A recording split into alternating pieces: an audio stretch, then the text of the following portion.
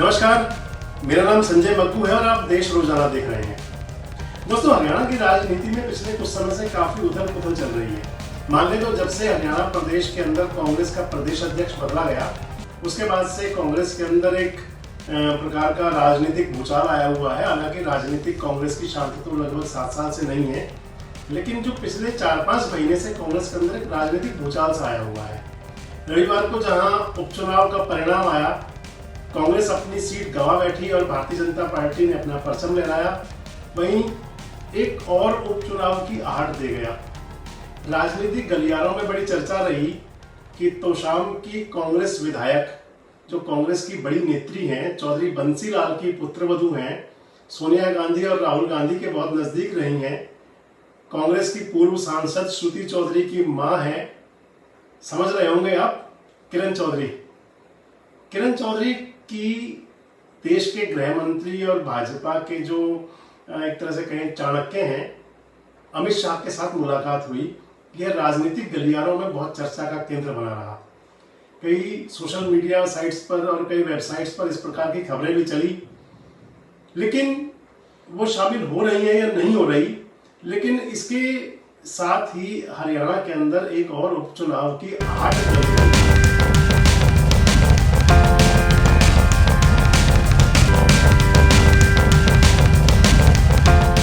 आगे बढ़ने से पहले आपको यह बताया दें कि किरण चौधरी कौन है। हालांकि आप जानते तो होंगे। किरण चौधरी चौधरी बंसी लाल की पुत्रवधू है और चौधरी सुरेंद्र सिंह की धर्मपत्नी है। किरण चौधरी 1986 से राजनीति में सक्रिय हैं। दिल्ली प्रदेश की राजनीति करती थी, दिल्ली की विधायक रहीं, दिल्ली की विधानसभा के अध्यक्ष रहीं और उसके बाद में वर्ष 2005 में उन्होंने हरियाणा की राजनीति की तरफ रुख किया। हरियाणा की राजनीति की तरफ रुख करने का उनका मकसद था, उनका जो कारण था वो यह था कि उनके पति सुरेंद्र सिंह की एक विमान दुर्घटना में मौत हो गई थी और उनकी मौत होने के बाद में तोशाम में उपचुनाव हुआ। कांग्रेस ने किरण चौधरी को अपना प्रत्याशी बनाया और किरण चौधरी भारी बहुमत से उस चुनाव को जीती और उस चुनाव के बाद में, यानी कि 2005 के बाद में 2009, 2014 और 2019 लगातार 4 बार से वे तोशाम की विधायक हैं। इसके साथ साथ उनकी पुत्री श्रुति चौधरी भी 2009 के लोकसभा चुनाव में भिवानी से चुनाव जीती थी और युवा सांसद बनी थी। अब आपको बताते हैं कि आखिर किरण चौधरी की जो अमित शाह जी के साथ जो मुलाकात हुई है या नहीं हुई, जो राजनीतिक गलियारों में चर्चाएं हैं, उसका सोर्स क्या है, उसका कारण क्या है और उसकी वजह क्या है। किरण चौधरी 2005 में विधानसभा का उपचुनाव जीती थी, मैंने आपको पहले ही बताया, और 2005 का चुनाव जीतने के बाद में वो वर्तमान तक वहां से विधायक हैं, लगातार 4 बार चुनाव जीती हैं। 2005 में उपचुनाव जीतने के बाद और 2009 में चुनाव जीतने के बाद वे दोनों टर्म में मुख्यमंत्री से, उस समय भूपेंद्र सिंह हुड्डा कांग्रेस की सरकार थी, उस सरकार के अंदर वो कई विभागों की मंत्री रही, कैबिनेट मंत्री रही। लेकिन उस दौरान में भी कई बार भूपेंद्र सिंह हुड्डा और किरण चौधरी के बीच आपसी मतभेद की बातें, मनमुटाव की बातें सामने आती रहा करती थी। अब वर्तमान में भी बीच में जब अशोक तंवर अध्यक्ष थे या उसके बाद में शैलजा अध्यक्ष बनी और अब वर्तमान में फिलहाल जब लगभग 5 महीने पूर्व से उदय भान प्रदेश अध्यक्ष बने हैं, मैंने आपको पहले ही बताया कि तब से कांग्रेस में सब कुछ ठीक ठाक नहीं है।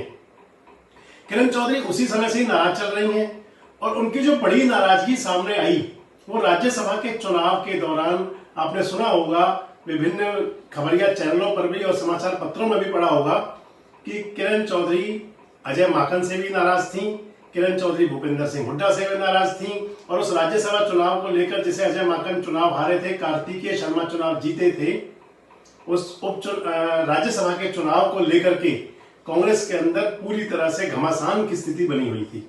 उदय भान के प्रदेश कांग्रेस का अध्यक्ष बनने के बाद और उसके बाद में राज्यसभा का जो चुनाव हुआ, जिसके अंदर अजय माकन चुनाव को हार गए, मैंने आपको पहले ही बताया कि कांग्रेस के अंदर घमासान की स्थिति इस प्रकार से बनी हुई थी कि पहले कुलदीप बिश्नोई ने कांग्रेस छोड़ी और उन्होंने उसके बाद में रिजाइन दिया, विधानसभा से इस्तीफा दिया, भाजपा में शामिल हुए और उसके बाद से ही एक 30वां वोट जो था, उस वोट को लेकर के कांग्रेस के अंदर उहापोह की स्थिति बनी हुई थी कि उस वोट को लीक किसने किया। अजय माकन ने एक प्रतिक्रिया दी अपनी, जिसमें उन्होंने कहा कि कांग्रेस के जो प्रदेश प्रभारी हैं और दूसरे जो किरण चौधरी हैं, किरण चौधरी ने अपने वोट को लीक किया। अजय माकन के बयान को लेकर किरण चौधरी किस कदर खफा थी, इसकी एक बानगी भर यह है कि किरण चौधरी ने एक बयान भी जारी किया था, ट्वीट भी किया था कि क्योंकि अजय माकन लगातार कई बार चुनाव हार रहे हैं इसलिए वो परेशान हो गए हैं। किरण चौधरी ने यह भी कहा था कि उन्हें किसी अजय माकन को या किसी और को सफाई देने की जरूरत नहीं है, यदि कभी जरूरत होगी तो वो कांग्रेस आला कमान को सफाई दे लेंगी। खैर, इस समय चर्चाएं यह चल पड़ी हैं कि आदमपुर के उपचुनाव का परिणाम आने के साथ साथ यह चर्चाएं राजनीतिक गलियारों में बड़ी तेज रही कि किरण चौधरी अमित शाह से मिली हैं। अब अगर किरण चौधरी अमित शाह से मिली हैं तो मान लिया जाए कि अमित शाह राजनीति के चाणक्य हैं, कुछ नया करेंगे। मान लिया जाए कि हो सकता है किरण चौधरी भी भारतीय जनता पार्टी में शामिल हो जाएं और तोशाम में अगला उपचुनाव हो।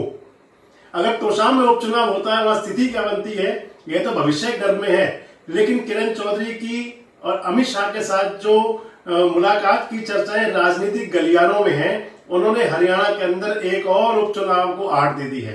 दोस्तों, इसी प्रकार के वीडियोस देखने के लिए जुड़े रहें हमारे साथ, देखते रहें देश रोजाना। नमस्कार, धन्यवाद।